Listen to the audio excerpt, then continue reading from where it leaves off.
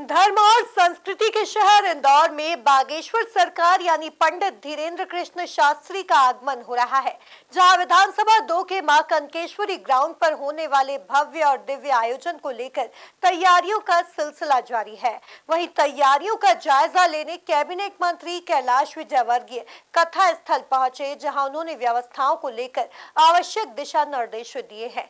देखिए ये खास रिपोर्ट। इंदौर आ रहे बागेश्वर सरकार, 2 मई को लगेगा दिव्य दरबार।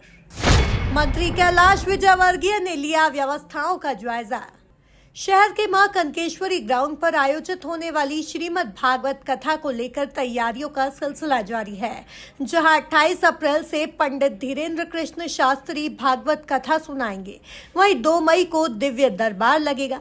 आयोजन को लेकर की गई तैयारियों का जायजा लेने पहुंचे कैबिनेट मंत्री कैलाश विजयवर्गीय ने बताया कि पिछली बार भी इस आयोजन को करवाया था, लेकिन अब की बार इस आयोजन की व्यवस्था पिछली बार की तुलना में लगभग 10 गुना की गई है।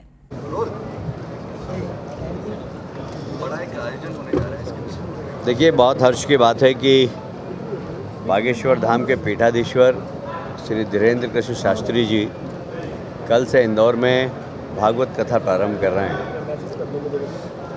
इस भागवत के मुख्य जजमान अक्षत बाबू है, जिन्होंने अपने दादाजी रामचंद्र जी चौधरी, राम रतन जी चौधरी और भगवंती देवी चौधरी, उनकी स्मृति में यह आयोजन हो रहा है।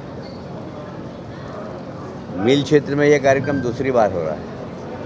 पहले भी एक बार रमेश जी ने कार्यक्रम करवाया था, पर इस कार्यक्रम की व्यवस्था पिछली बार की कथा से लगभग 10 गुना की गई है और लोगों को बहुत पिछले 5 दिन से मेरे पास।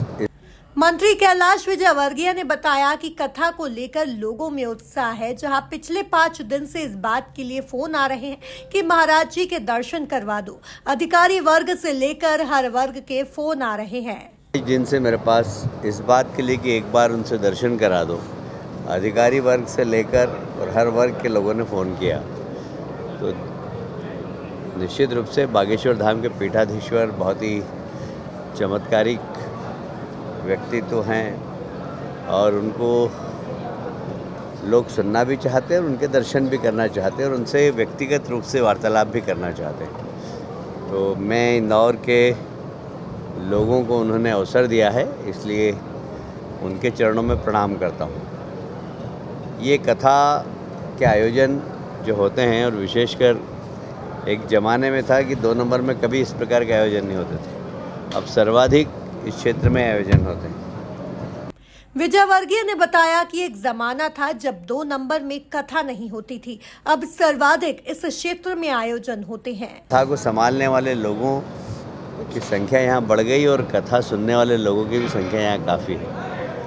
तो श्रोताओं की बहुत यहाँ पर इच्छा थी कि एक बार बागेश्वर धाम के पीठाधीश्वर यहाँ पर आएँ एक बार फिर से और हमें आशीर्वाद दें। तो हमें प्रसन्नता है कि जिस प्रकार वो सामाजिक समरसता के ताने बाने को मजबूत करते हैं और हमेशा एक ही बात कहते हैं कि जाति और वर्ग से ऊपर उठ के काम करो। हम सब आपस में भाई भाई हैं। जो भारत माँ को अपनी माँ कहे, वो कोई भी हो, किसी भी जाति का धर्म का हो, वो हमारा भाई है।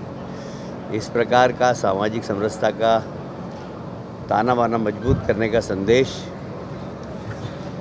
परम पूज्यपाद बागेश्वर धाम के पीठाधीश्वर देते हैं और साथ में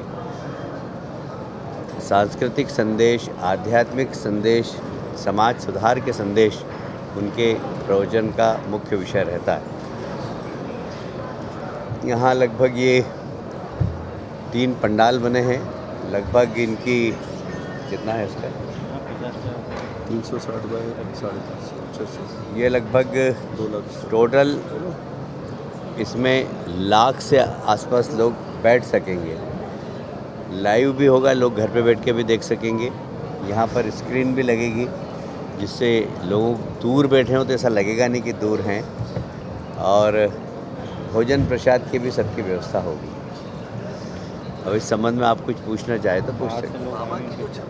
कुल मिलाकर देखा जाए तो धर्म और संस्कृति के शहर इंदौर में बागेश्वर सरकार यानी पंडित धीरेन्द्र कृष्ण शास्त्री का आगमन हो रहा है, जहां विधानसभा 2 के मां कनकेश्वरी ग्राउंड पर होने वाले भव्य और दिव्य आयोजन को लेकर तैयारियों का सिलसिला जारी है।